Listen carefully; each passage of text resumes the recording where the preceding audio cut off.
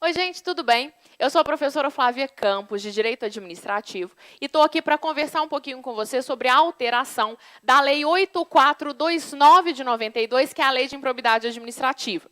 Você já tem o nosso vade-mecum policial e você viu que as alterações que foram feitas em dezembro de 2016 já estão no seu vade-mecum. Então, a Lei 8429, ela sofreu 3 alterações no finalzinho de 2016, no apagar das luzes de 2016, e aí eu queria vir aqui para conversar um pouquinho com vocês com relação a essas alterações. Por quê? Porque elas têm gerado muita dúvida. Essas alterações que foram feitas na Lei de Improbidade Administrativa, na verdade, foi o direito tributário dando palpite no direito administrativo. O direito tributário, ele, através da Lei Complementar 157, ele alterou alguns pontos aqui para a gente dentro da Lei 8429. Essa Lei Complementar 157 de 2016, ela fez algumas alterações na Lei Complementar que se relaciona com o ISS, ou ISSQN, Imposto sobre Serviço de Qualquer Natureza. E aí, quando ela fez essas alterações lá na Lei de Direito Tributário, ela fez alterações aqui também na Lei de Improbidade Administrativa. E alterou e colocou para a gente 3 novos dispositivos. O artigo 10-A, o artigo 12, inciso 4, e também o artigo 17, parágrafo 13. Todos esses artigos, pessoal, todos esses dispositivos, eles têm ligação com a questão de improbidade administrativa, mas voltado para o imposto sobre serviço. O artigo 10-A, ele traz um novo tipo, uma nova espécie de ato de improbidade administrativa. Pega seu vade-mecum aí e lê junto comigo. O artigo 10-A, ele fala dos atos de improbidade administrativa decorrentes de concessão ou aplicação indevida de benefício financeiro ou tributário. E aí ele fala que constitui ato de improbidade administrativa qualquer ação ou omissão, cuidado com isso, qualquer ação ou omissão para conceder, aplicar ou manter benefício financeiro ou tributário contrário ao que dispõe a Lei Complementar 116, que é a que fala do ISS. Então, se eu aplico um benefício em contrariedade com o disposto lá na Lei de Direito Tributário, a lei que trata do imposto sobre serviço de qualquer natureza, eu estou cometendo também um ato de improbidade administrativa. A Lei 8429, eu sempre brinco que ela é uma das nossas leis mais organizadas. Ela é bonitinha, ela é toda organizadinha. Então, se eles alteraram e colocaram esse artigo 10-A, necessariamente eles precisaram alterar também o artigo 12 e colocaram o inciso 4. Porque o artigo 12, ele traz as sanções para cada espécie de ato de improbidade. Então, a partir do momento em que colocou um novo ato de improbidade, o que eles tiveram que fazer? Trazer sanções para esse ato de improbidade administrativa do artigo 10-A. Lê comigo o artigo 12, inciso 4. Artigo 12. Independentemente das sanções penais, civis e administrativas previstas na legislação específica, está o responsável pelo ato de improbidade, sujeito às seguintes combinações, que podem ser aplicadas isolado ou cumulativamente de acordo com a gravidade do fato. Vou lá para o inciso 4.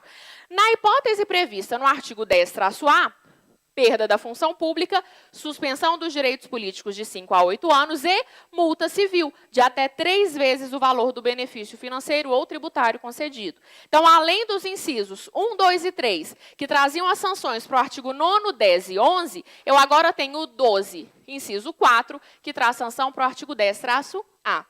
E, por fim, eu tive uma alteração lá no artigo 17. O artigo 17, agora ele tem o parágrafo 13. O parágrafo 13, ele fala que também vai ser considerado pessoa jurídica interessada e, consequentemente, vai ser legitimado ativo da ação de improbidade administrativa as pessoas. Pega aí seu parágrafo 13. Para os efeitos desse artigo, também se considera pessoa jurídica interessada o ente tributante que figurar no polo ativo da obrigação tributária, de que tratam o parágrafo 4º do artigo 13 e o artigo 8º-A da lei lá do ISS. Então, traz aquelas pessoas jurídicas interessadas também como possíveis legitimados ativos dessa ação de improbidade administrativa, se eu tiver o cometimento desse ato de improbidade. Tranquilo? Último ponto que eu quero chamar a sua atenção, pessoal. Você pode perceber que na remissão desses artigos no seu vade-mecum, está falando sobre entrada em vigor, só está falando sobre a produção de efeitos dessas 3 alterações.